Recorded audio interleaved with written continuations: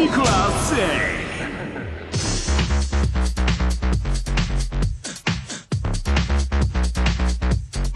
Today's guest is Nicolas A., one of the 4 young popular artists in Hong Kong. An actor, a singer, and a director, Nicolas is a gifted artist with a multi-talent.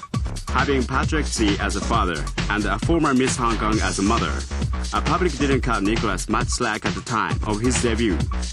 Now he remains a pioneer in Hong Kong music industry.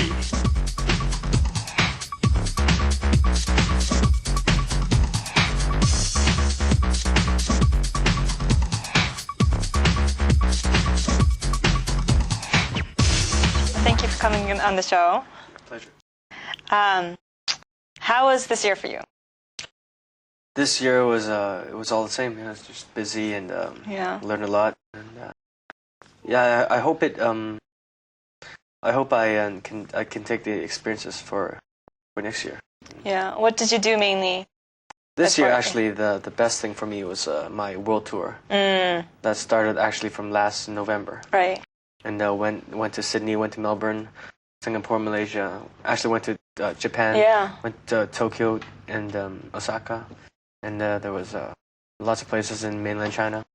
Yeah. So what got you into music in the first place? I know you debuted at 16. Yeah. But you were into music prior to that, right? What got you into it? I was into music when I was 15, actually. Yeah. So that's a little prior to my entering. But mainly it was because I was living alone in Phoenix, Arizona, and I didn't really go to school. So and I found out that apart from hitting drums, hitting anything else would be distracting.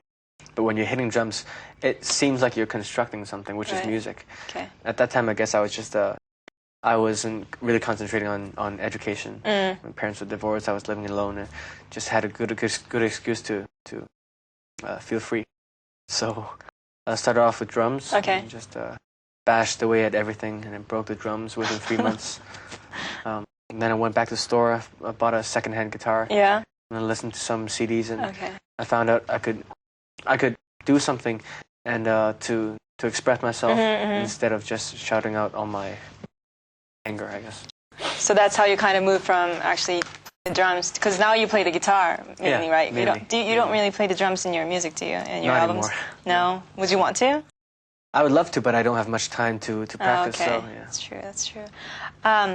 So when you first came out, you were kind of, some people, you were winning awards and your name was being recognized, but some people were actually criticizing you because, you would kind of voice out your mind, and I guess some people weren't just used to that. I mean, that does come with the territory, obviously you proved them wrong now, and, but back then, when you were so young, how did you feel? I guess that was a point where I learned the most, actually. Really? Because in Hong Kong, I guess it's all to the tradition and culture, whereas if they see something which they're not used to, listen to something which they're not used to, they put you in the wrong category instead of asking why.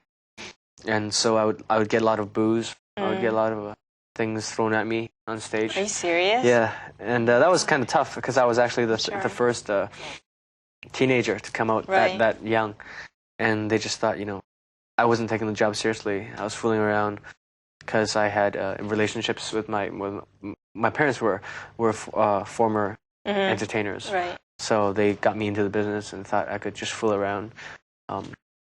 So it took quite a while for me. Yeah. But now it's okay. Yeah, because that's something that your fans really respect and admire about you too. That you really speak out your mind and you're very focused. That the truth to me is it's one of the most important things in life. That tells me what I'm living for. Right. And it's hard if you have to live away from hiding from the truth, I think. Yeah. So, yeah. Do you think that kind of mentality was shaped when you were studying in the States, or you're in Canada also, weren't Vancouver, you? Yeah. Vancouver. I think I was influenced by lots of Western culture, whereas if you see Kurt Cobain from Nirvana trash a guitar on stage, you think it's fun. It's for the atmosphere. Whereas I did the same thing on stage in Hong Kong, and they said I was throwing a spaz. I was mad at something. So yeah. How old were you when you first moved abroad? I was 7. I moved to Vancouver. Okay. And from there, I went to boarding school. Oh, okay. For 7 years. Wow. So I lived alone with my friends until I was 14, and somehow I went to Phoenix, Arizona. Random place. Well, that's there's nothing else you can find but cactuses and sand. Nice. And then you came back to Hong Kong. Came back to Hong Kong, and then I got onto stage one day somehow. Wow. And they asked me to sing a song, so I did that karaoke thing, and then from then on, I had this contract. Yeah. So my family and I decided that, well, okay, there's a chance for me to work at something I like to, and I could make a living out of it maybe. So I tried, and luckily, that's where you're now. Yeah. Yeah. Because I grew up in the States too, and at one point I kind of felt like I wasn't really Asian, but I wasn't American either. Right. And I was kind of confused and just kind of stuck in between two cultures. Did you ever feel that? It's kind of awkward. I think I was when I first came back from the States, because it was like I knew a lot from where I came from, but it doesn't really work back here. Okay. So I was kind of annoyed, but somehow, I don't know why, but I believed in the things I was doing. And I just hoped that one day I could speak up my mind and people would agree. And it all happened. Somehow, yeah. So the way, you established yourself in the West, do you think that has any impact or influences on your music?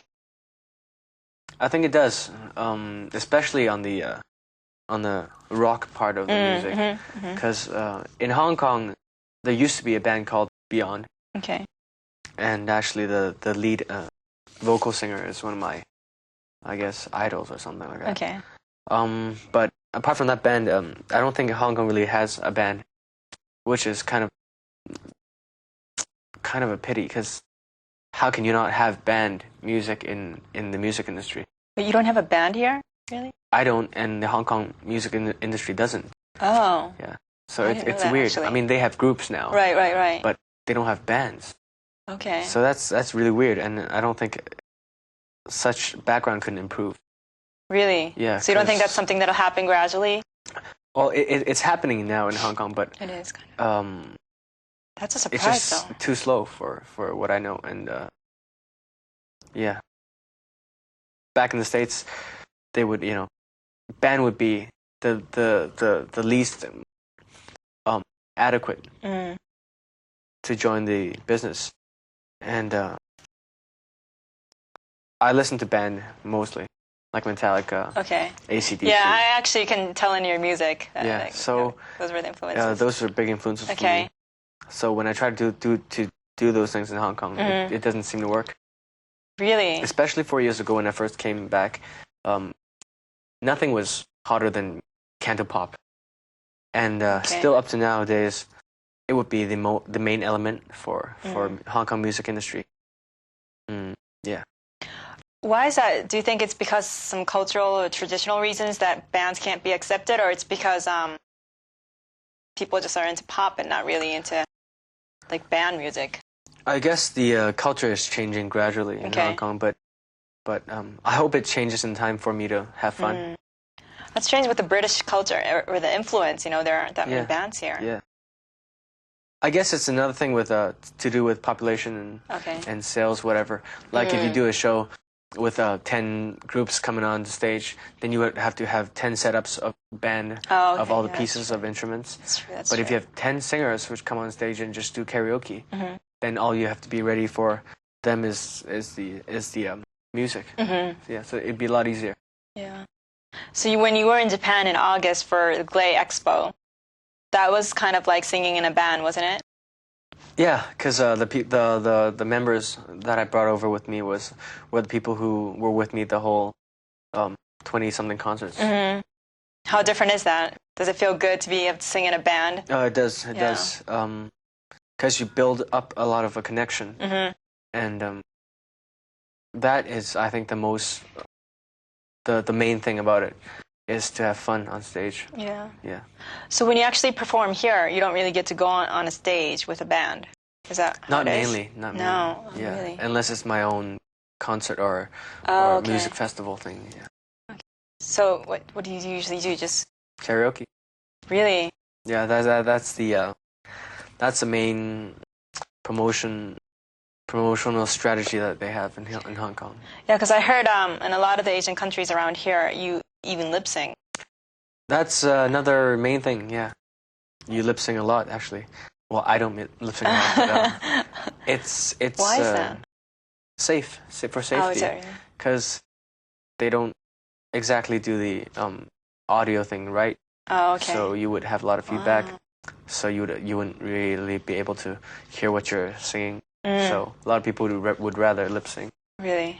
Oh, interesting. So any artists you respect? Anyone that you admire? Lots, actually. Lots of guitarists that I respect a lot. They're almost my gods, like Steve Vai, Joseph Trani, Van Halen, Sting. Yeah. Yeah, because weren't you in Canada and in the States in the 80s? Back in the 80s when bands are big and, you know, a lot of rock bands are I didn't really pick up music back then yet. Yeah. Okay. But still now I think they're technique-wise, the best. Yeah. Do you practice a lot off time? No, I don't. No, but you're really good though. I know a lot of people copy your guitar. Where? In Japan. Really? Just by listening to it, yeah. Oh, that's a big mistake. Well, who would you want to work with? In terms of music, or it could be acting. Anyone that you want to work with? I would really love to work with Lenny Kravitz. Really? I think he's great. Yeah. Or Jamiroquai. Great guitarist. Great performers, overall. And yeah, these two would be the first priority, I guess. Metallica. Yeah, these guys. So right before August, you recorded your album Jade Butterfly. Was that recorded in Japan? Parts of it. Parts of it, But okay. the whole album was mixed in Japan. Oh, okay. Because I saw the credits and they were all pretty much Japanese. And lots of Japanese musicians. Right, like right. Shigezo and Shinya, the drummer from Shinnarengo. And so it was fun and I learned a lot. So why is it that you chose those guys from Lunacy? Well, first I met Sugizo beforehand. Oh, you did? Yeah. I went to his promotional concert in Budokan and we met and we had dinner. And then when he held the farewell concert for Lunacy in Hong Kong, it was by our... Oh, it was in Hong Kong? Yeah. It was held by our company. Okay. So after that, he came to my house and we chatted. He saw lots of guitars in my collections. And he decided that he was going to send me some demos. And I picked a few songs and we worked at it and had fun. Yeah, because he's worked in more than like 2 albums, right, with you? Yeah, but one was a Taiwanese version. Oh, okay. Yeah. Okay. From your album Jade Butterfly, the one I just asked you about, people are saying that your songs and the way you're singing has kind of been changing a little bit from that point on. Do you think that was intentional? That was unintentional. No. But it was. I think it's a great thing. Yeah, to have something change in your life. I don't know what it was, but it just went smoother from that point on. Really? And I guess it was something to do with my world touring. I was touring all of the places and I recorded in 6 different countries, and had the support from lots of different musicians all over the world. And it was just some confidence that changed my vocal structure, I guess. Yeah. So seeing the world kind of broadened your horizons in a way? It did a lot. Yeah. Yeah, like you said, your friend Stephen Fong, he's the one that did he write Without Me. Yeah. And your fans think that it's very, very different from the rest of your songs. I mean, the way you presented it, I mean, the way you sang it. Why was that? Maybe first of all, it's an English song. Yeah. You don't really sing in English all that much, though, do you? No, not that much. Why is that? That's because English song doesn't really sell in Really? Hong Kong or that song. I mean, that song was banned from the whole mainland China.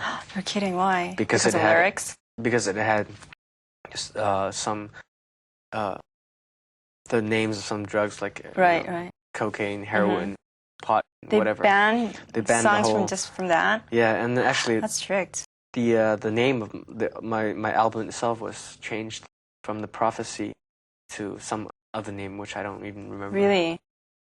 Yeah. Huh. So you're recording now? Yeah, for the new Cantonese album. Cantonese, okay. Will that come out in Japan too? I think so. Yeah. Out of all the albums you've released so far, which one do you think reflected you the most? It would have to be the Jade Butterfly. So when you're recording Jade Butterfly, that was something that you could completely focus on, and you didn't have to do any other artistic stuff or any other activities? Yeah, that's actually the only Cantonese album that I've released this year. Oh, okay. Yeah. Okay. Wait, so usually when you record, you're doing something else, some other works, like films? Films or or tours, whatever. God, you guys so busy. Yeah, actually, my latest Mandarin album, when I was recording the whole session, I was on drugs. I was on Dex because my vocal cords were bleeding. So I had to take shots from the hospital to stop the swelling of the throat. How bad was that? It was pretty bad because I was filming this action-packed film. Is that the one that's coming out in December? I don't know for Japan. Oh, but it came out in Hong Kong already. Oh, okay. And I guess I somehow ruined my vocal cords. And you couldn't take any time off? I couldn't because I had to goodness. On top overlap another movie which is coming out in December, and at the same time record at the same time finish some of the mainland China tours. Yeah. Do you ever get overwhelmed sometimes? By what? Just by the amount of work you have to do. Sometimes, but they don't stop, so you got to keep on going. How do you balance yourself? I don't. You don't? Yeah. You just keep on going. I'm going to go insane sometime.